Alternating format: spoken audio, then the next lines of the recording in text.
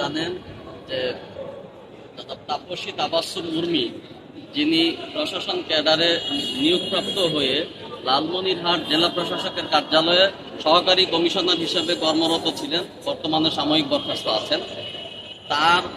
তিনি গত 5 অক্টোবর ফেসবুকে একটি পোস্ট করেন, যেই পোস্টে সাম্প্রতিক জুলাই আগস্টে যে গণ আন্দোলন হয়েছে ছাত্র জনতার নেতৃত্বে, সেই আন্দোলনে যে প্রথম শহীদ আবু সাইদ, তাকে তিনি সন্ত্রাসী হিসাবে আখ্যা দিয়েছেন এবং এই আন্দোলনকে তিনি বিশৃঙ্খলা হিসাবে অভিহিত করেছেন। সুতরাং এই আন্দোলনে যারা সম্পৃক্ত ছিল প্রায় সহস্রাধিক লোক শহীদ হয়েছেন এবং হাজার হাজার লোক আহত হয়েছেন। এই আন্দোলনে লক্ষ লক্ষ লোক অংশগ্রহণ করেছেন। সমস্ত রাজনৈতিক দল সহ দলমত নির্বিশেষে সবাই অংশগ্রহণ করেছেন। যে আবু সাইদ এই আন্দোলনে প্রেরণা জুগিয়েছে, যে আবু সাইদের রক্তের উপর দিয়ে আজকে দীর্ঘ 16 বছরের ফেসিবাদের অবসানের সূচনা হয়েছে, সেই আবু সাইদকে সন্ত্রাসী আখ্যা দিয়ে তিনি এই আন্দোলনের সঙ্গে সম্পৃক্ত তথা সমগ্র জনগণকে ক্ষুব্ধ করেছেন এবং এই আন্দোলনকে অবমাননা করেছেন। এই আন্দোলনের সঙ্গে যারা সম্পৃক্ত ছিল, জনগণের যে যৌক্তিক দাবি, গণতন্ত্র, আইনের শাসন প্রতিষ্ঠা, এই বিষয়গুলিকে তিনি বৃদ্ধাঙ্গুলি দেখেছেন সরকারের একজন প্রজাতন্ত্রের একজন কর্মচারী হওয়ার পরেও। সুতরাং আমরা আজকের তিনি বাদী, তিনি এই আন্দোলনে সক্রিয়ভাবে অংশগ্রহণ করেছেন এবং ভোগ করেছেন, কারাবরণ করেছেন। 11 দিন কারাবরণ করার পর এই সরকারের পতনের পর তিনি কারামুক্তি পেয়েছেন। সুতরাং স্বাভাবিকভাবে এই আন্দোলনে সক্রিয় অংশগ্রহণকারী হিসাবে তিনি এই বক্তব্যে সংক্ষুব্ধ হয়েছেন এবং সংক্ষুব্ধ হওয়ার কারণে আজকের এই মামলাটি আনয়ন করেছেন। কি ধরনের মামলা?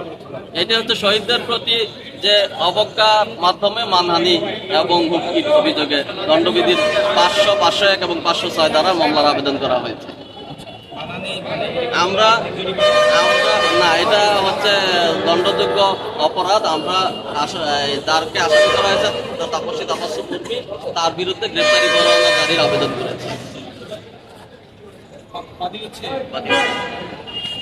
আপনারা জানেন যে তাপসী তাবাসসুম উর্মি নামে একজন নির্বাহী ম্যাজিস্ট্রেট, উনি ফেসবুকের মাধ্যমে যে শহীদ আবু সাইদকে নিয়ে এবং এই আন্দোলনকে বিশৃঙ্খলা বলে এবং শহীদ আবু সাইদকে সন্ত্রাসী আখ্যা দিয়ে সোশ্যাল মিডিয়ায় লিখেছেন এবং এটা আমি পত্রপত্রিকার মাধ্যমে জানতে পেরেছি। আমি এই আন্দোলনের যে সক্রিয় অংশগ্রহণকারী হিসেবে আমি মনে করি যে এই আন্দোলনের যে শহীদদেরকে যে সন্ত্রাসী বলা হচ্ছে, এটা এক ধরনের মানহানিকর বক্তব্য। আর আমি যেহেতু এই আন্দোলনের সরাসরি অংশগ্রহণ করছিলাম বলে আমি নিজেও মনে করি যে আমারও এখানে মানহানি হচ্ছে এবং এই আন্দোলনে যারা অংশগ্রহণ করছে প্রত্যেকের মানহানিকর বক্তব্য এবং একই সাথে মানুষের মুক্তির যে আন্দোলন, সেই আন্দোলনকে উনি বিশৃঙ্খলা বলেছে। এটা মূলত তুচ্ছ তাচ্ছিল্য এবং অবজ্ঞা করে তিনি এই কথাটি বলেছেন। এর কারণে আমি নিজে সংক্ষুব্ধ হয়ে এই মামলাটি করেছি এবং এই আন্দোলনে আমার সক্রিয় অংশগ্রহণ ছিল। আমি নিজে 11 দিন জেলে ছিলাম, 2 দিন আমি ঘুমছিলাম। র্যাব আমাকে রাতে 1টা বাজে আমার বাসা থেকে তুলে নিয়েছিল শুধু এই আন্দোলনে অংশগ্রহণ করার কারণে, যাতে আমি সংক্ষুব্ধ এই মামলাটি করেছি।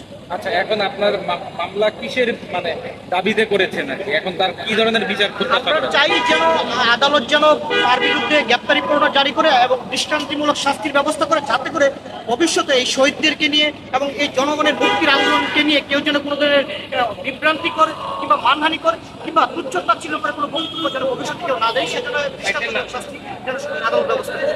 আপনার পুরো নামটা বলেন। আমার নাম হচ্ছে আবু হানিফ, আমি গণ অধিকার পরিষদের মিডিয়া সমন্বয়ক এবং উচ্চতর পরিষদের সদস্য।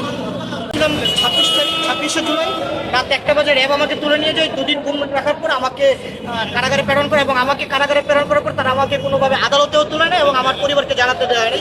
আমি যখন কারাগারে যাই, জেলে থাকা অবস্থায় দেখেছিলাম যে আমাকে 8 দিনের রিমান্ড চাওয়া হয়েছিল, কিন্তু পরবর্তীতে পরিস্থিতিতে আর রিমান্ডের শুনানি হয়নি, আর রিমান্ডেও নিতে পারেনি। আচ্ছা, আপনি ছাড়া পেলেন কবে? আমি ছাড়া পেয়েছি 6ই আগস্ট। এই যে এই উর্মির বিষয়টা আপনার নজরে আসলো কিভাবে? আমি মূলত পত্রিকার মাধ্যমে জানতে পেরেছি, এতে পত্রিকায় নিউজে এই ধরনের বক্তব্য দিয়েছেন, যেটা পত্রিকায় এসেছে।